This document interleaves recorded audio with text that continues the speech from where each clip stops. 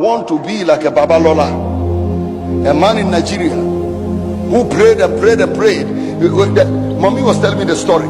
He prayed, he gathered his church people at me and said, shall we pray? And I think it was a Sunday. He said, shall we pray? And he stood on his feet. Pray. He kept praying. God took him into the spirit and he kept praying.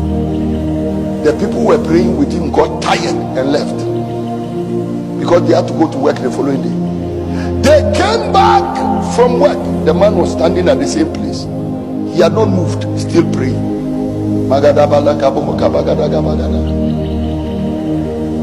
They went home again, came back 3 days. They went home again, came back the second day, still standing where he's standing.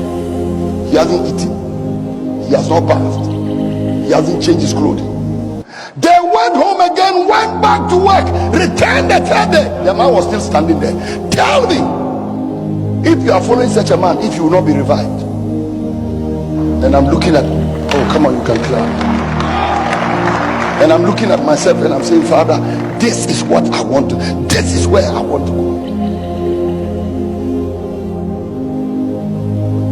To be honest with you, one of my biggest frustrations and regrets in life, and I've said it again and again and again, until sometimes when I say it, people get offended. One day people did an interview with me and they said, what is your greatest regret? What is your greatest regret in ministry? I said, starting a church. They said, is there anything if you were a minister and you were starting again you will not do? I said, yes. They said, what is it? I said, starting a church. I don't want no Fountain Gate Chapel. I don't want no EAM. I don't want no desert pastures. Oh, Jesus. If it's left to me alone, no organization to handle. Let me just walk with my briefcase like an Elijah. Walk with my briefcase like Elisha. Let me walk like a Moses with my staff in my hand. No organization to think about, no human beings to organize, no people to force to do what they are supposed to do in order to see the glory of God. I don't want a congregation I must tell when to come to church, tell them when to pray, tell them when to fast. No! I wish I had the freedom of Elijah. No church.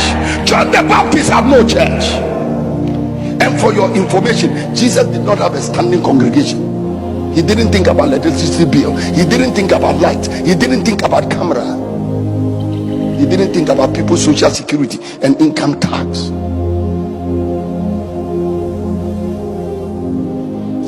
Oh Jesus. Because sometimes you have to carry this fire in your shoe, fire in your trousers, fire in your coat, fire in your shirt. And you must deal with people who are handling the luxury of religion. And today they are hurt about this, they are offended about that. Elijah, he didn't care about who is offended. The man is just thinking about God and going. He's just thinking about God and moving. I'm just on the waiting. And I'm like, Lord, I'm 60 years old. Will I ever be like a Babalola? Bill, how old was he when he died? 50 something. He didn't live long. Because those kind of people, they don't live long. Because they are too good for the corrupt people in our world. These non-serious people in our world, God doesn't give them a man of God for too long or a woman of God for too long, because you see, they don't know the value of what they have. So even Paul, by the age of 60, the man is gone.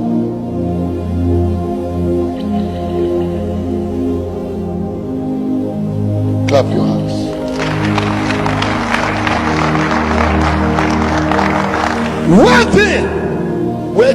Waiting. You are waiting for something to happen. Oh, I'm just going to pray for 1 hour. No. Jesus prayed 1 hour, came back. Are you sleeping? When they came again, they are sleeping. When they came again, they are sleeping. He said, now get up, let's go. The Son of Man has been betrayed into the hands of sinners. It's too late now. Get up, let's go. I gave you 1 hour, you didn't change. Gave you another hour, you didn't change. Gave you another hour, you didn't change. Now it's too late. Get up, let's go. Waiting, waiting, waiting, waiting, waiting, waiting.